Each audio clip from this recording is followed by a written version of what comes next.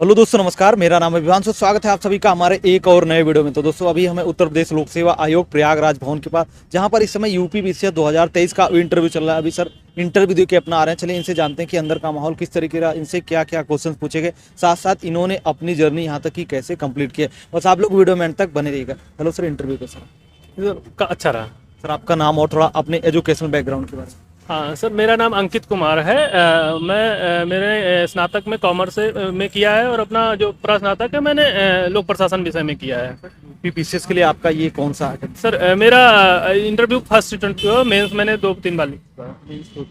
Sir medium आपका तैयारी का क्या जी है? मैंने हिंदी मीडियम है। हिंदी मीडियम। सर अभी आप इंटरव्यू दे के आ रहे हैं, तो किस तरीके के क्वेश्चंस वगैरह, मतलब शुरुआत कैसे हुई? सर मेरा फर्स्ट ही था तो माहौल काफ़ी अच्छा था। डॉक्टर ए के वर्मा सर के बोर्ड में मेरा था तो काफ़ी अच्छा माहौल था और लाइटली बात की है। वैसा कुछ ऐसा नहीं लग रहा था कि इंटरव्यू हो रहा है, जनरल बातचीत हो रही थी बस। अच्छा, फर्स्ट टाइम जैसे कि आप इंटरव्यू देने गए थे, थोड़ा डर का माहौल था या कैसा लग रहा था? नहीं, मुझे तो ऐसा कुछ नहीं लगा क्योंकि मैं काफ़ी कंफर्टेबल था, तो मैंने बहुत अच्छे से बातचीत की। और कुछ चीज़ें जैसे फैक्चुअल हैं तो एक आध बार मैंने सॉरी भी बोला, उसमें कोई बड़ी बात नहीं है, बट ओवरऑल अच्छा रहा मेरा। क्वेश्चंस वगैरह मतलब क्या क्या पूछेगा, अगर थोड़ा बता पाएं। क्वेश्चंस जैसे एजुकेशन से जैसे आपने क्या किया है और इसके बाद में फिर ग्रामीण परिवेश से रिलेटेड आप क्या समस्याएं हैं, क्या समाधान करना चाहेंगे। और जैसे कुछ जैसे एजुकेशन पॉलिसी के पे क्वेश्चन पूछ लिया ऐसे ही, तो और कॉन्स्टिट्यूशन से एक आध क्वेश्चन, तो ऐसे ही नॉर्मल बातचीत बस। सिचुएशन वगैरह कोई मतलब थी कि? नहीं, हाँ हाँ, एक आध सिचुएशन बेस्ड क्वेश्चन भी एक आध पूछे गए हैं। जैसे आपको एसडीएम बना दिया जाए तो कोई समस्या आ गई तो आप कैसे हैंडल करेंगे, ऐसे ही क्वेश्चन एक दो क्वेश्चन पूछ लेते हैं। लगभग कितना टाइम तक आपका ये पूरा? मुझे लगता है लगभग 15 मिनट, 15 से 20 मिनट। तो आपने तैयारी स्टार्ट की थी तो कहीं कोचिंग वगैरह लिया था या किस तरीके के गाइडेंस? हाँ सर, मैंने कोचिंग की है।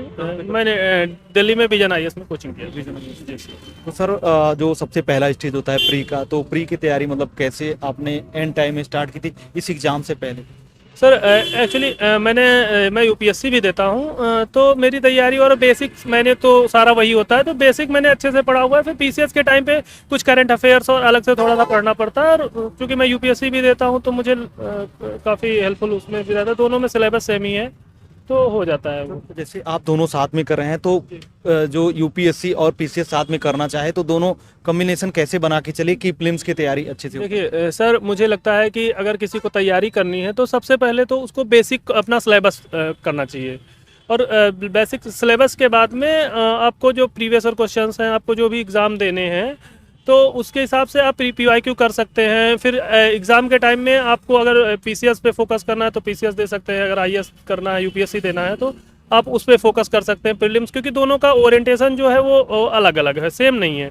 बट जो मूल चीज़ें हैं वो सेम है, तो उसमें कुछ ऐसी बात नहीं है। थोड़ा सा आपको थोड़ा सा अंतर करना पड़ेगा बस। करंट अफेयर वगैरह के लिए क्या चीज़ें आप फॉलो करते हैं? सर मैं तो यूपी पीसीएस के लिए घटना चक्र का पढ़ लेता हूँ, और जैसे यूपीएससी देता हूँ तो मैं विजन का एक्चुअली मैं मंथली मैगजीन विजन आईएएस का पढ़ता हूँ।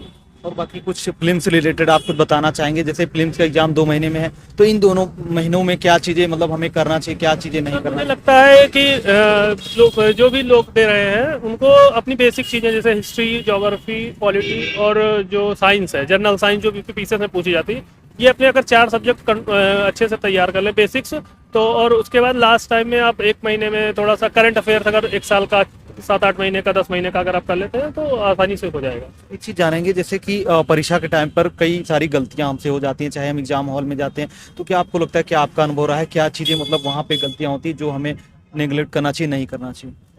सर गलतियाँ जैसे कि लोग हड़बड़ी में ओएमआर गलत भरते हैं, या फिर दूसरी और बहुत सी चीज़ें हैं, तो वो नहीं करनी है। बाकी नॉर्मल लोग के अगर आप एग्ज़ाम देते हैं तो इतना कोई प्रॉब्लम नहीं है। सीसेट वगैरह के लिए तैयारी आपने कैसे? हाँ सर, सीसेट आप वही बेसिक, पीसीएस के लिए तो आप पीवाईक्यू से जा सकते हैं, बेसिक चीज़ें आप पढ़ लीजिए और पीवाईक्यू करिए।